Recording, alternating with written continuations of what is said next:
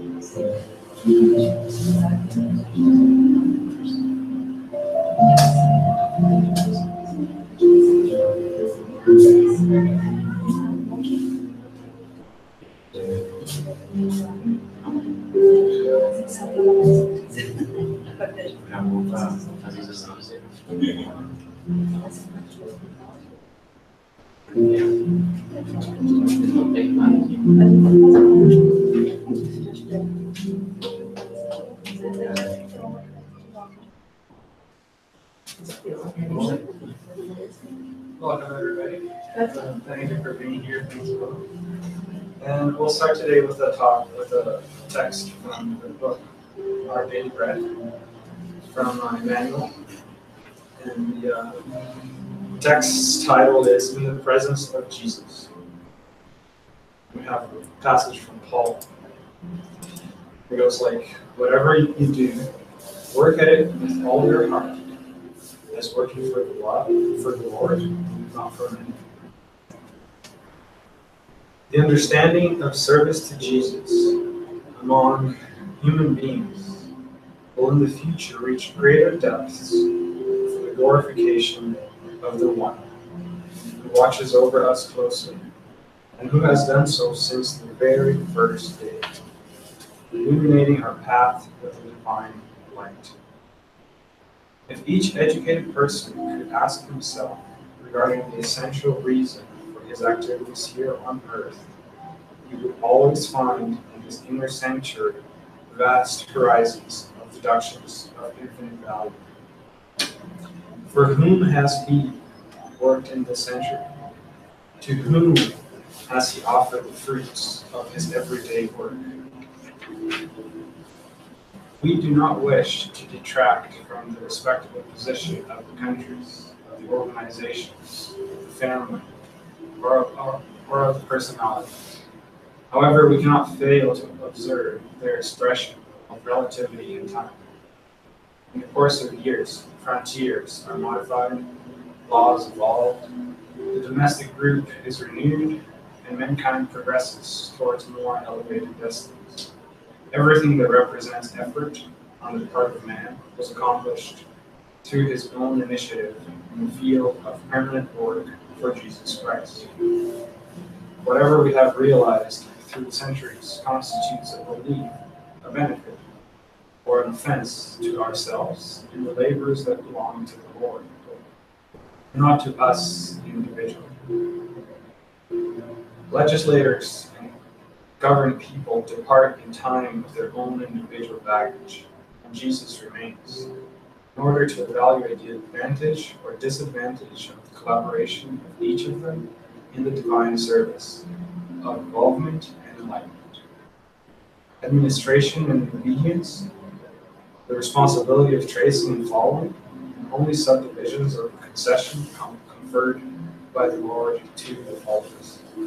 Dignified work and a saintly opportunity within the circle of service, the attitude of each human being will either honor or dishonor his eternal personality in the presence of Jesus Christ. So let us pray.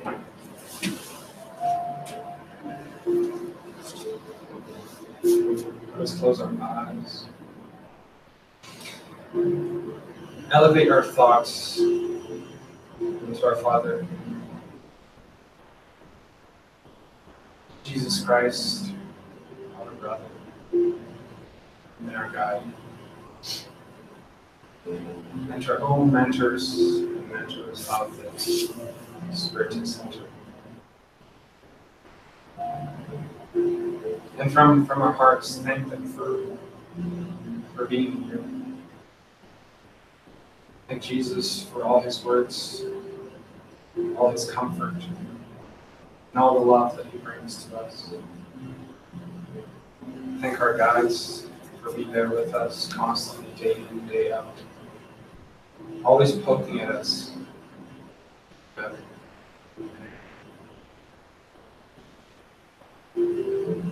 Today we'll be talking about self-love. So let us go deep in our hearts today. Hopefully with the words of Jesus, understand better who we are and how we can take his words into action. Let's hope that we're all able to leave here today a little bit better than when we came. So be it.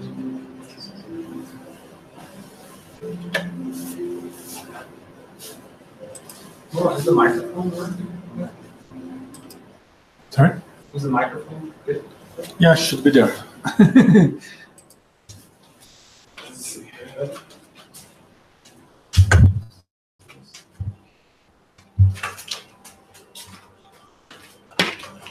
Thank you for. Thank you. Put here.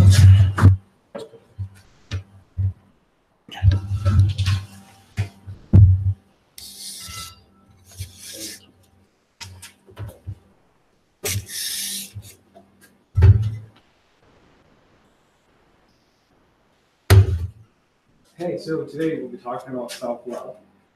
And the title goes, Am I exercising this virtue in my life? So do we understand it? Practice in our lives. So we'll start with inner reflection.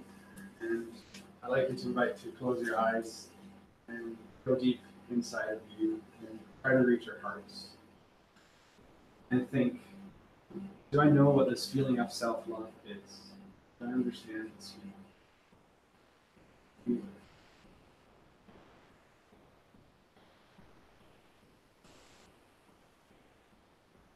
And do I understand how to practice self-love? How to develop self-love?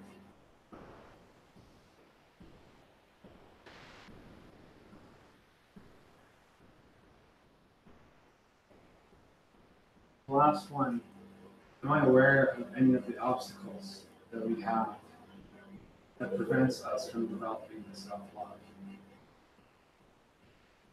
And if there are obstacles, are we aware on how to go beyond these obstacles and develop our self-love?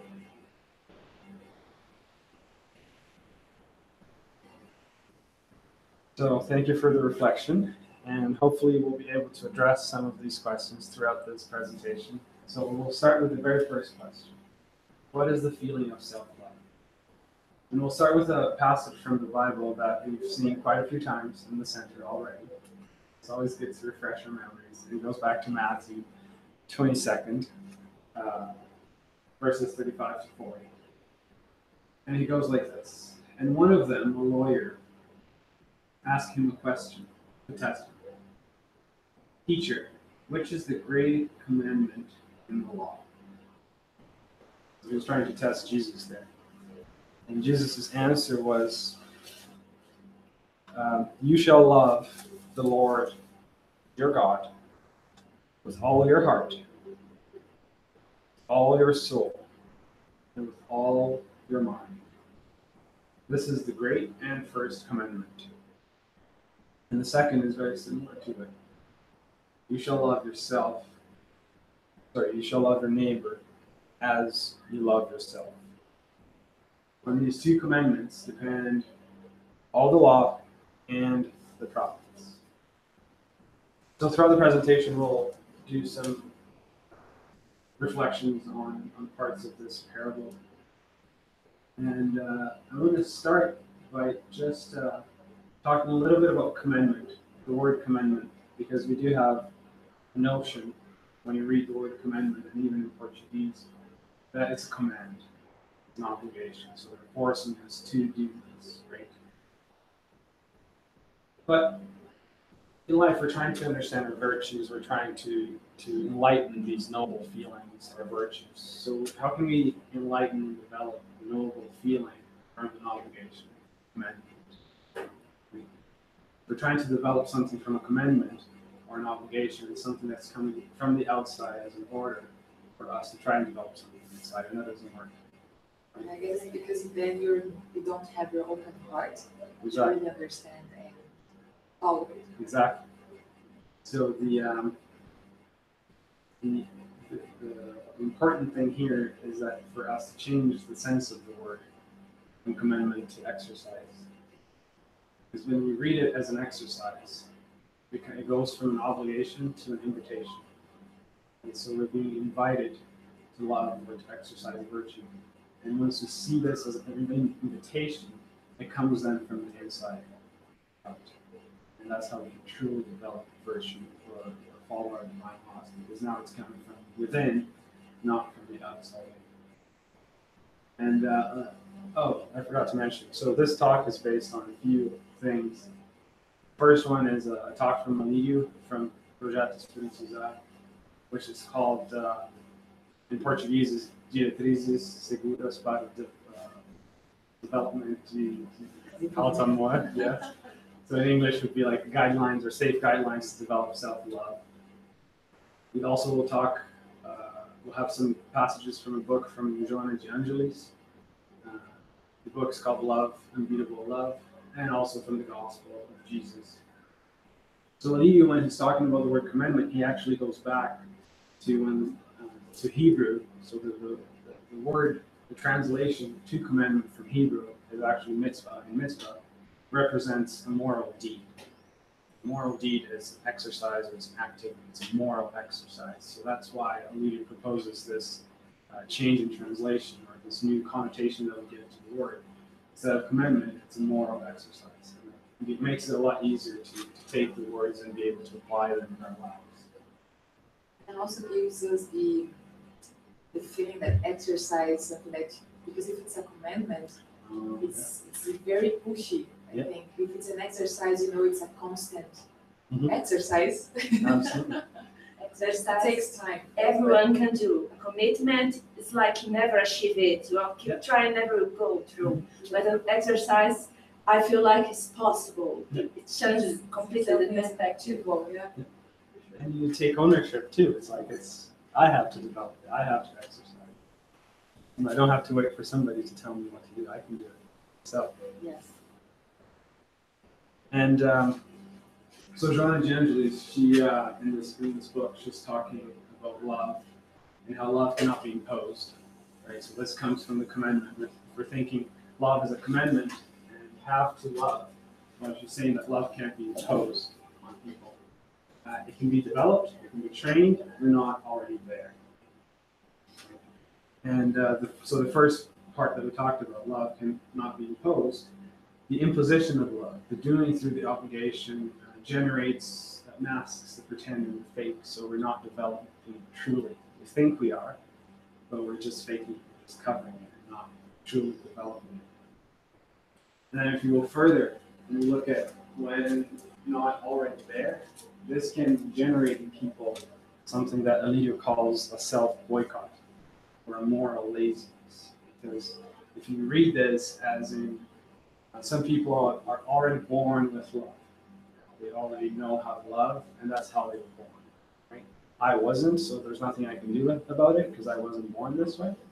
So that generates this process of moral laziness because I realize it's something that I can't develop, so I'll just stay as I am. So just to be aware that it is something that can be developed and trained. And when we see somebody that already exercises that love, is through the reincarnation, we understand that they have had to develop and train, and they have done so in previous lives. That's why they already love in this life. Just one comment, Victor. Do you think that back then they used to use the word commandment because it was still, because people back then wouldn't understand the point of exercising? Maybe it was this reason, right? Yeah. Because it was that moment of evolution of the society of the, you know, but that at that point we wouldn't understand exercising. We would have to hear the word commandment to start with, and then with this point of evolution, now we can understand exercise.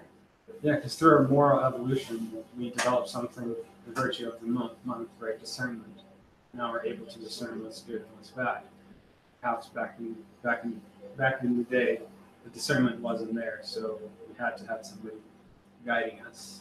You can think about it as the children, right? Like we talked about last week, the children when they're in the first phase of childhood, they still need somebody to tell them yes or no. You might not understand why, but you need that guidance, right? As they evolve, they can start developing discernment, and now instead of a commandment, you can tell, oh, you should do this, and you can explain it, they can understand, right? Think by themselves. But yeah, it's a very good point. And so now we'll start actually talking about the parable, and I'm going to start by the end, very last sentence on this parable. It's actually really interesting. I hadn't thought about it this way until Emilio talked about it. So on these two commandments, so the two commandments being loving God with all our heart, with all our soul, and with all our minds, and also loving our neighbor as ourselves. So he's saying that the law and the prophets, they all depend on these two commandments, these two exercises. So what do you guys think Jesus means by the law?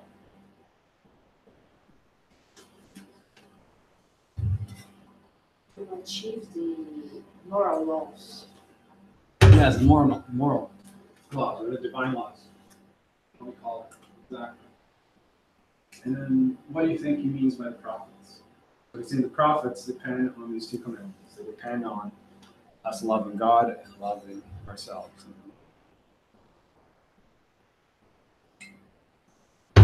So what a leader proposes is that the prophets are all the teachings, all the learnings, and all the developments.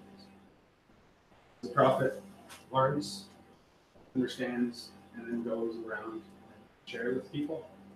So this exercise of teaching, learning, and developing is the prophets.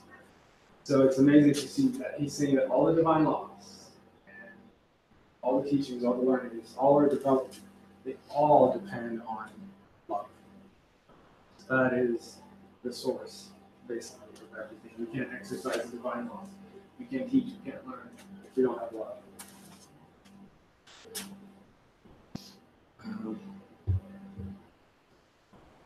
So now we'll go back to the beginning of the parable, and we always like talking about triangles. As you've noticed. That's a lot. Yeah. And Liga says that the synthesis proposed by Jesus around love is one of the most beautiful psychotherapies known to men. Love God above all, your neighbor as yourself, in a very harmonious triangle. So we have love in the middle. And to exercise love, we're loving ourselves, we're loving our neighbor, and we're loving God.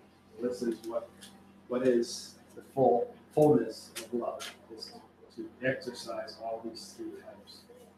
So we're going to look at the next slide is how can I love God? Now that we've shown you what it is to love, how can we exercise these each individual? So first question is, how can I love God?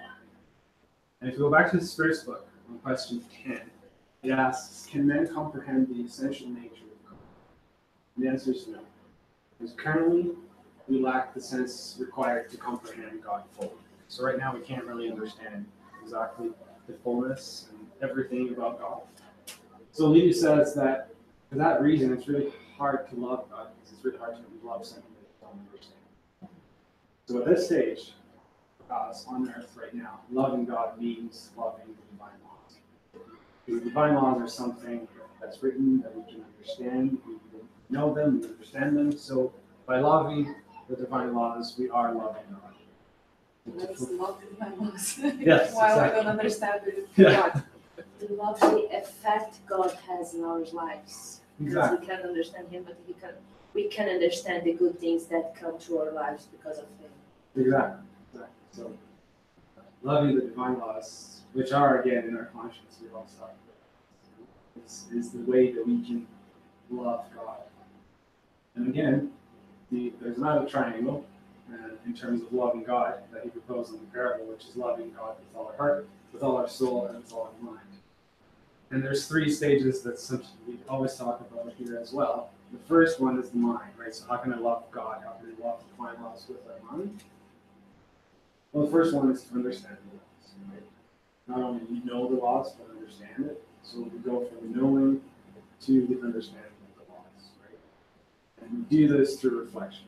As we reflect about the laws, we're able to understand the laws. And once we understand the laws, something that we experience is we get these glimpses and spurs of happiness once we understand the laws, right? And we feel these happiness or glimpses of happiness in our hearts. And that's what leads to the second, automatically leads to the second one, which is feeling the laws, right? So as we understand, we get the feeling, and now we can feel the laws with all our hearts. And then if we make the decision, we like this feeling, if we truly make the decision to make this last, that's when we start to live the laws, to exercise the laws in our daily lives. So that's when we live the laws with all our souls. That's when we love the laws with all our souls. So this would be the cycle and the triangle to fulfill all those three exercises that Jesus proposed to us.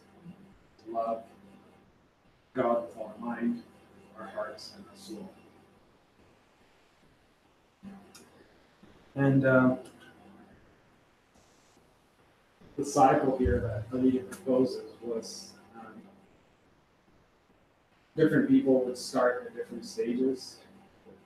But if we start with loving myself, he was saying that if I love myself, my love transcends to my neighbor. If I truly love myself, I won't hate my neighbor. Right? So it's almost automatic. If I truly love myself, that will transcend to my neighbor. And if I love myself, I'm also automatically loving the divine laws. And as I'm loving the divine laws, I'm loving God. So it's all a circle. There's no beginning, there's no end, but it's all involving the feeling of love, whether or not it's towards you, towards the neighbor, towards the divine laws. They're all together. They're all needed for us to truly feel love. So now, how can we practice self-love? So this was the second question from our reflection at first. And our leader, he'll walk us through a person realizing that they have to develop self-love. So the first thing that we have to understand is it's not how to develop self-love, but it's first you have to make the decision to decide to love yourself, right? Before knowing how to love, you have to make the decision. Yes, I want to. And he gives an example of the spirit that reaches the apex of pain or suffering. So they're suffering a lot. They reach this deep pain. At this point, he cries deeply and starts to realize that it's not because of others that he has reached that place of suffering. Instead, it's because of his own decisions and that he wrongly made through the process of ignorance. So he realizes that he's suffering so much, not because of others, what others caused to do, but he realizes that's because of the things that he did in his life to himself, his decisions that he made in the wrong way. So after a lot of suffering, the spirit sees himself filled with this recognition of evil. He recognizes the evil that pride and selfishness has caused him. So he realizes that because of pride, because of selfishness and others, that's why he is in his stage. And at this point, when he fully recognizes that, a new energy arises that's capable of renewing himself. And Alita says that this energy that happens after this recognition is self-love. This is self-love now fueling you to get out of the suffering and move on and become better. And he has a sentence that encompasses quite a few virtues, and it's really nice to hear. So this energy, so this self-love comes from humility and meekness, because he realized where he is, frees us to feel as apprentices of life. It's serenity and comfort to our minds as true sons of God. So again, it's that self-love that came from humility and meekness that allows us to free ourselves, because at that point we realize we're apprentices of life. We're apprentices. We're here to learn. We can make mistakes. That's okay. That's why we're here. And then we do all this with the serene and comfort to our minds as true sons of God. Because at that point, now our mind is comforted as we realize we are apprentices of life. We can exercise self-love to prove ourselves. So it is through self-love that we exercise humility, meekness, and apprentice people. We can go beyond and say that basically all the virtues that we develop, they start from here. Sources to your self-love. You can't exercise humility, meekness, apprentice doing, or any other virtue without self-love. Right? And to get self-love is this recognition of where I am. I accept who I am, and now I've made a decision to get better. I have to accept who I am first. I have to welcome that view. But we'll talk a little bit more about that. And one question that Alita brought is, he did talk about suffering, but then he asked, is it suffering that actually brought self-love? Is the acceptance that you made our suffering that brings the suffering. Is that, the suffering is just an agent, right? It's not bringing self-love. We don't have to suffer to feel self-love, but we're stubborn enough that sometimes we have to suffer so we can realize that we need to exercise self-love. So it's the stimulating agent that leads us to the decision to start using our free will towards practicing self-love. I was just gonna one short comment, but I'm under the impression some people don't understand what self-love is. So, the really detailed information about self-love, what really means, because for me, self-love is when you realize that you have to, if you committed a mistake, you're gonna forgive yourself first, so you don't commit it again, and then if there's anything that you hurt someone, but you have to forgive yourself again. But it's always this exercise of seeing that you are an apprentice, and this, I think, it's one of the first steps to self-love you, right? But I guess some people say, okay, I have to love myself, but they don't realize what they have to do to love themselves. So it's this one. Unfortunately, a lot of people still mix love with passion, right? And the same happens with self-love. A lot of people think they are trying to do self-love, but they are going to do self-passion, right? It's something temporary. They become selfish. Right? Yeah, it's another point. It's when it's selfishness. Is it called? Selfishness. Then you're going to the other way, which is not correct either. So you have to find the balance, and also comes with the law of what's fair, what is justice. Other things. To me, self-love is a really difficult virtue because we who were born Catholics are used to see our wrong things and punish ourselves and feel like you don't deserve this self-love, is different because when you change and say, I'm an apprentice, you Exactly. breathe and know that you are wrong, but you are doing wrong, but you want to get better. You keep trying, but I myself have a lot of difficulty with this because it's starting today. I think, well, how can I evolve in my self-love? It's so difficult. I don't know where to start. I try, but this deep down feeling that you don't deserve keeps there. But I guess this is also connected to the way we think God is, because back then we used to think God is a punishment, and then one of the things Spiritism show us is that God is only love, so He's gonna forgive us, and also obviously this will be connected to the self-love that we're gonna exercise every time. But this punishment and that you don't deserve it, this is, I think the basics is connected to what we think God is. It's, if you don't do this correctly, God will punish you. So many religions think like that, right? It's really good because we'll actually talk a little bit more Oh, really? about this. I Sorry. love your guys' engagement. No, I really like it. Thank you. So yeah, like the steps, right? The first one is to recognize the things that I'm doing. And the second one is to ask Jesus or God, or whoever you want to give us the strength and the discernment to do what's right, not to solve it for us. So we realize we have a problem. We're not going to sit down and just ask God to do it for us. We're asking them the strength and discernment to help us solve it. It has to come from us. I have to solve it. I have to make a decision to solve it, exercise solve it. And if we go back to Philippians 4:13, that's when he says, I can do all this through him who gives me strength. So he's telling me here that I can do everything. I'm capable of doing everything. As long as I go through him. Through him means following our divine laws. If we follow Jesus, if we follow his divine laws, I'm capable of doing anything because he gives me the strength. So if we ask the strength, follow the divine laws, we can do.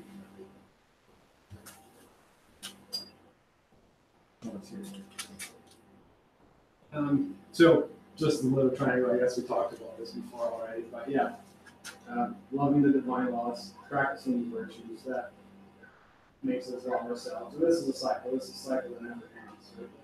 So as I love the divine laws, that's when I start practicing virtues on everyday lives. As I start practicing the virtues, I start to love myself. As I start to love myself, we're more and more loving the divine laws. And this is a cycle. And every time I go through this cycle, I become freer. That was the feeling that you're talking about, Christina, right? It's like, it's calming, it's free. I feel free now to exercise all this that I've been taught. And I picture the cycle as a spiral or a coil. So as you go through, it's not like you just circle around, but you're circling and you're going up as well. So you're evolving vertically as you go up. And if you follow John 8:32, he says, "You will know the truth, and the truth will set you free." Right. So again, that feeling that you talked about, feeling free, right? Every time you go through the circle, I understand more the truth, and as I utilize that truth, I'll become freer. So as I go up through the circle, I'm freer and freer throughout my life. And just the last one, this is my favorite passage from the Bible.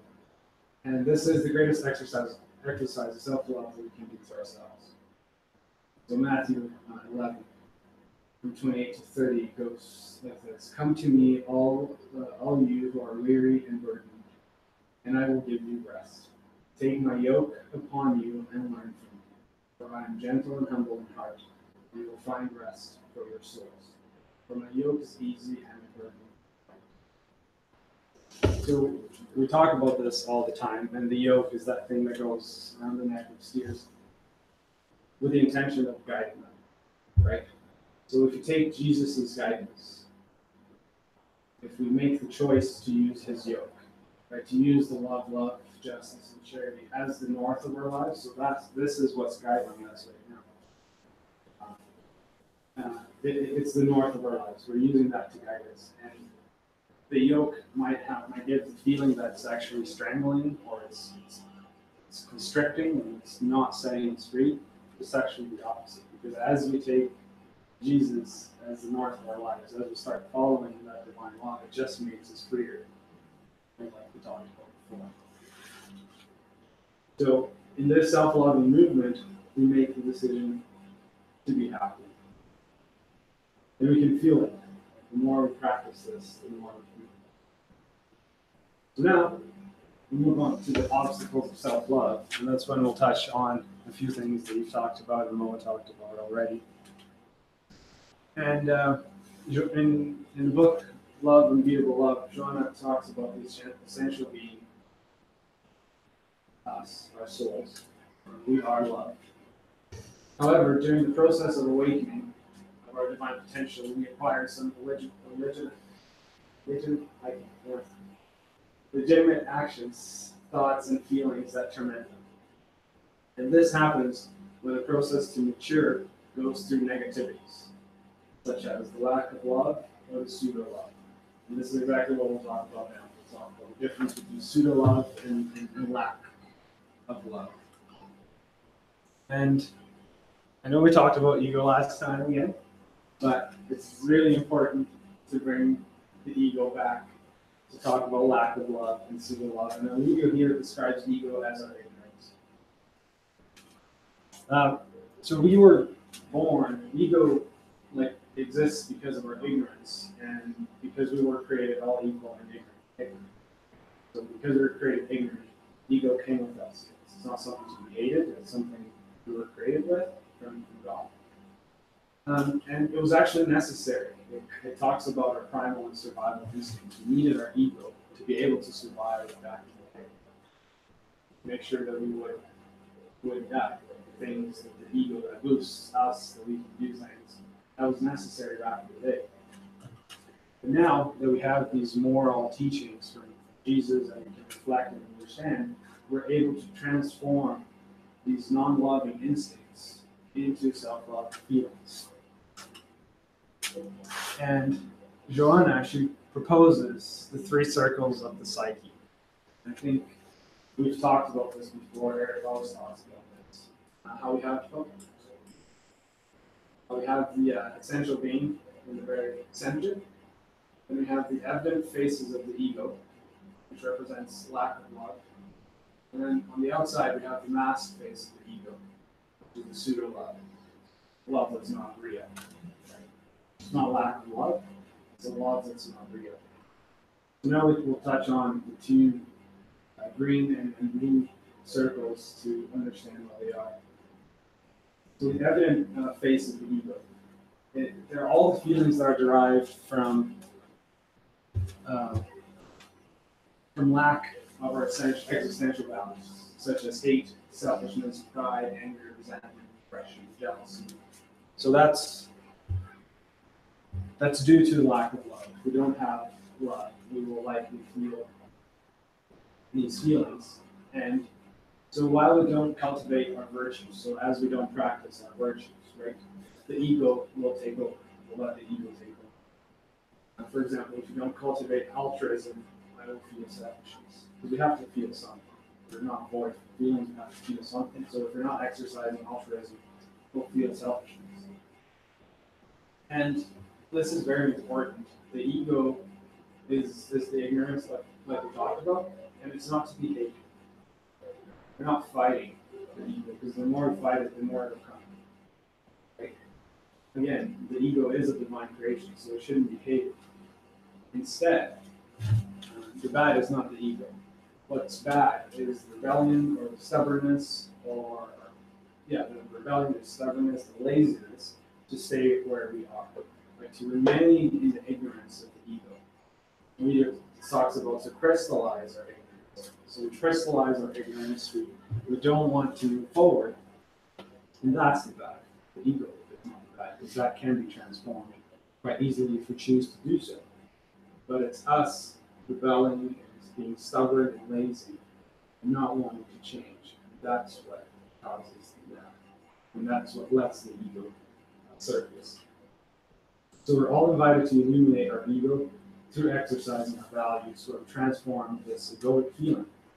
So, like we talked about before, remember, the more serenity I bring, the less anxiety I feel. The more altruism I bring, the less selfishness I feel. So that was the evident face of the ego. Now, the masked face of the ego, that's the pseudo-love. So those are all the feelings derived from masks. So, for example, euphoria, self-pity, perfectionism, pseudo-forgiveness, puritanism, these are all feelings that come when I think that it's not a real love. So this is when we're trying to disguise or mask our egos. We just try to cover it, put it right on top of it, hope that it's gone. And we're not trying to work and transform that feeling, we're just trying to cover it. Right? And the ego uses its instruments of defense and escape, because that's what it does. But the thing is, with disguise, the disguise that we try, these masks, they originate from the pseudo level, where the person consciously or subconsciously masks the negativities of the ego with feelings that appear to be positive. So, appear to be good, or not. I appear to love. I appear to forgive. This is a very common one. I appear to forgive. Then all of a sudden, that rage against that person that you think you forgot comes back. And well, if it comes back, it's because you're just covering it. Actually, haven't forgiven them. It's still there. And that's a very easy exercise to cover it, but it hasn't solved anything. On the contrary, and we'll see why. So when we put all of them together, so the mask is when we repress the feelings, right? We're making ourselves believe it's the fake, everything is okay.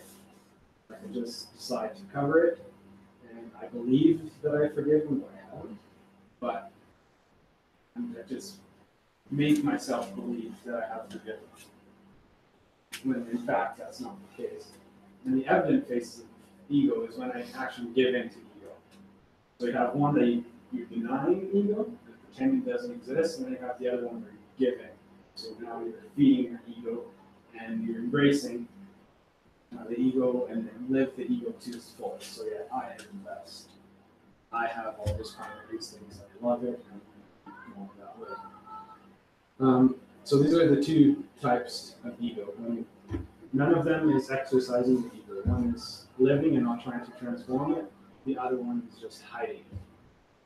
So this brings us to two questions. The first one is recognition. So which one do you guys think is easy to recognize that I'm doing, for example? Which one is easier to recognize that, oh, I am living on the evident face of the ego, or I'm living on the face of the ego? Exactly. And this goes back to the suffering that we talked about before. So when we're living in the evident face of the ego, it'll get to a point where we're tired from living in that sense. We start suffering, and as we suffer, we let the ego boost our confidence. It'll get to a point where the suffering will actually be too much, that we can't hold it anymore. And at that point, we make the recognition. Also, other people can see, so we can understand or feel that other people seeing our lack of love. And the pseudo love, the other people don't see, so it's easy to stay in the illusion you are doing correctly. Exactly. That's exactly right. So the recognition is easy on the first one. And the second one, so if we talk a little bit about the mask of the egos in terms of recognition, like Priscilla said, this is when we're trying to run away from it. We're trying to run away of these feelings. So we just cover it, we put it away. And it generates a psychological, what's the word he uses here? A psychological comfort zone. So we think we don't have it. Right? So that prevents us from working. We don't see it.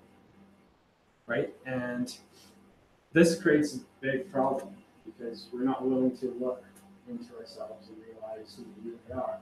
And if we go back to question 919 in the Spiritist book, it asks us what's the quickest or most efficient way to achieve happiness or to evolve, right? And the answer is to know yourself. And when you're masking, you're definitely not getting to know yourself. You're completely far away because you think you are somebody, but you're somebody else completely different.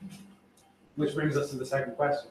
Which one is more distant to the essential being? And it's the lack. Exactly.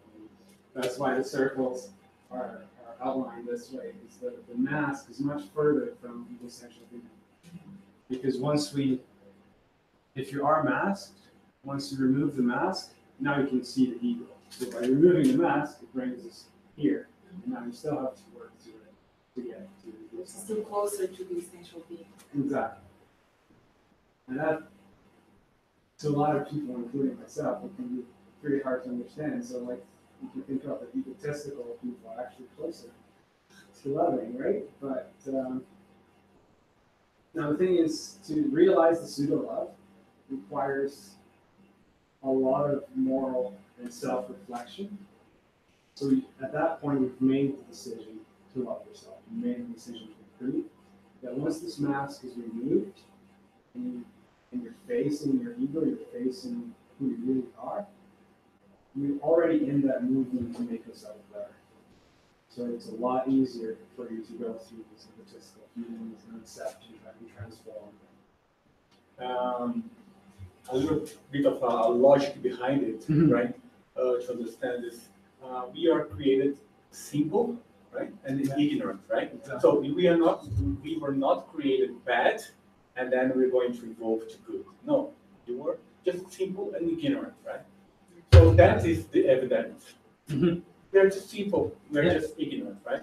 But when we when we push us away from these essentials, and then we go to the bad side, right? Then we are going to the mask side, and then we will become distant. So we have to get ourselves away from those proud, right? Yeah. And then pride, and then go back to where we shouldn't depart. That is the essentials. Yeah. And absolutely, and the masks too. Like, it's because sometimes we don't know. It's innocence even. Like, you think the best way to forgive is to just forget about it, to not work it.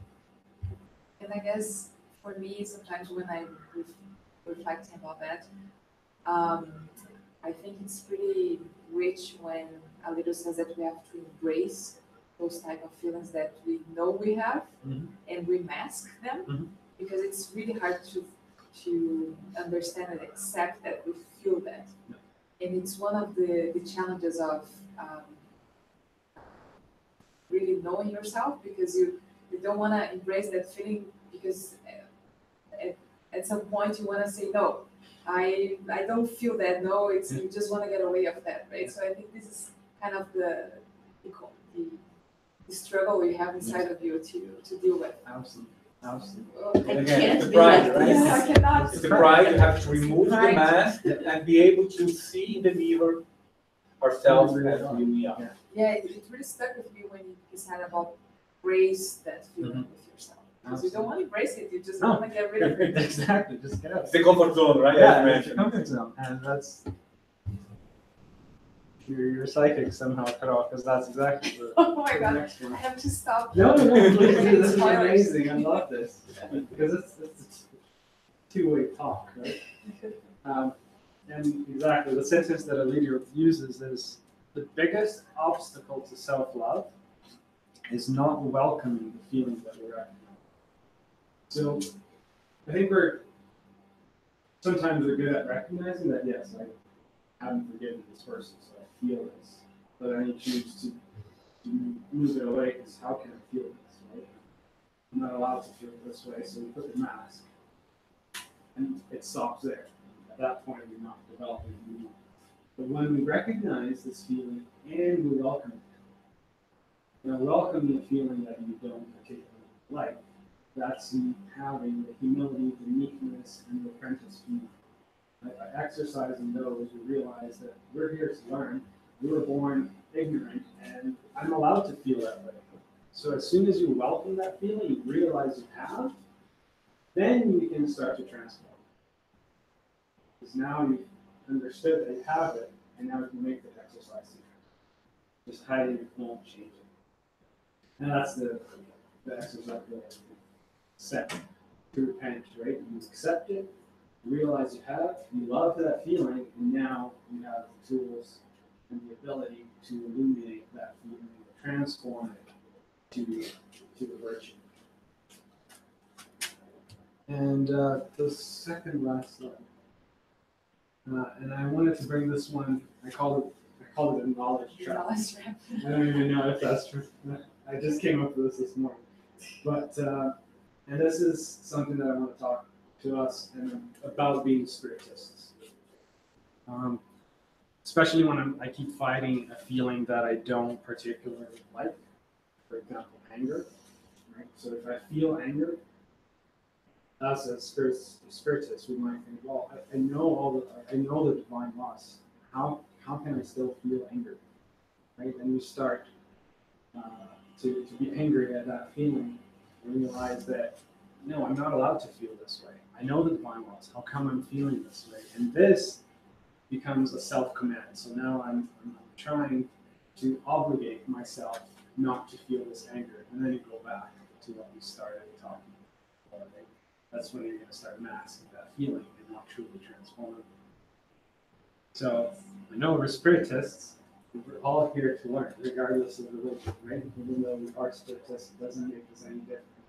We still will feel all these feelings, and we have to go through the same exercise like everybody else. The very first one is accepting that feeling. So the knowledge trap that I meant was knowledge as being spiritists, that because we're spiritists, we might think, oh, I'm not allowed to feel this way. So that's a trap. Right? So if we make, so I brought the circle again there. So if we make a mistake, right, we don't try to hide it, we accept the mistake, we learn from it. And as we learn from it, we're able to transform it. Right? So that whichever stage you are, on the green or on the blue, right, by welcoming that mistake and deciding to transform, we're reaching that essential being. Right? And that's the feeling of happiness that we might. Now, this is not like an onion that you can peel the whole thing all at once. Right? We'll get these spurs and reach the essential being one smaller piece at a time. And they'll get bigger, and they'll get bigger. Eventually, when we get to Christ, that's when we won't have any of these around us, and we'll be only the essential being. But it is something that will happen slowly. Right? We're not expecting to become Christ tomorrow. Right? It will happen very slow. But again, that's how beautiful God's mercy is, because it allows us to feel this love, even from the small little things that we do. Right? And that's the assurance and the comfort that it gives us, because it tells us the feeling of happiness. It tells us that we are in the right path. We are in the right place. Right? We don't have to learn everything before, so we can then feel it. Right? As we go, as we evolve, we're giving this prize of feeling happiness as we go. I really like the knowledge trap. Yeah. Because I think it's pretty real, especially because it's so complex. Not only all the things we learn here, but also because it's so tricky and so hard to know ourselves. It's so easy to fall under a trap. Right? So what comforts us is the feeling of apprentices, because we're not going to be Christ tomorrow, but at least we're exercising every single day with the situation, right? Exactly. And we have the reassurance. We have the assurance here every once in a while that we're doing it right. So the last slide, and I have no words here, is just this was the last reflection on the very first slide. And how do I know that I'm practicing self-love? And this is when Aliya brings us to our hearts. And that feeling of wholeness that we feel in our hearts, or that you talked about, and the feeling that our hearts are now light. Not light as in light, but not heavy. Right? And it goes back to choosing Jesus' yoke, that it's easy, it's light. So that's how we know that we're practicing self-love. It's when we reach our essential being, we have that feeling in our hearts that it's full. Right? it will start as moments and spurs, right? Seconds or minutes, right? But eventually, after many lives, that will become something that's how we feel every single day, right? So we've started, and now the invitation is to keep going because we know how good it is. So, Yeah. so that's all I have. Thank you. Thank you so much. It's awesome. It was amazing, the last graphic about how you achieve it in small parts and keep growing, because it's a new concept to me. Okay. Because I usually feel this failure sensation because sometimes I feel so in bit like I can't love, but it's not now parts, some parts I already achieved it to love. Exactly. And that's why sometimes I feel so peaceful and so well. And it gave us hope to keep growing the rest. Like I say, can go through a lot of lives, growing this sensation, but it's good, it's a consolation because I know the sensation already. She's real in some small dots. And I think this comes with a part of the self-love. You'll be proud of yourself that you took the challenge of, okay, I'm going to be better every single day and I'm going to exercise, Yes, you're gonna fail some situations, you're gonna be better in others, but you have that conscience of that you're truly trying, So this comes with self-love. Okay, I'm not perfect, but I'm doing my best to love myself as more as I can. Exercise all the divine laws and all the virtues and everything. But be proud that you started. Absolutely. And remembering Up to that the challenge. the first step is to welcome that feeling. Not to start thinking, why am I feeling this? I thought I fixed it. You Thought it was over yeah. this, right? No. Welcome it. Exactly. Thank you. Thank you guys. So we are going to our final prayer.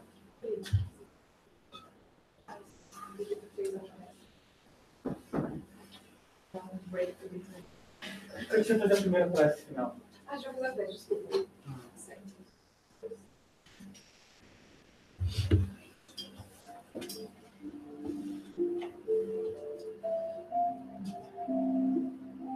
So let's close our eyes now and go down to our hearts. The focus is not in our minds anymore, but let's bring our focus to our hearts and take in the words that Jesus taught us. If it helps, let's picture Jesus' heart running from to about us as an exchange. Love, kindness, and all these beautiful words that he always brings us. We can feel the energy that Jesus brings us. And as we follow his words, all this good energy will also be springing from our own hearts. Because we are small little Christs. We have Christ's potential in all of us. We have this potential to be springs of light, to be sources of light. And as we practice all these teachings, our lights will only become brighter, they'll come more often, and it will give us the sense of belonging and self-love. Our hearts will be more and more full of self-love. So let us thank Jesus for all his words, all his teachings, and all his examples of something that we look up to and something that is achievable. Because we were all created equal and ignorant. And through this feeling of apprentice and self-love, may we exercise it throughout our weeks and realize and remember we're all here to learn and we're all improving one step at a time. So be it. Thank you, Moa.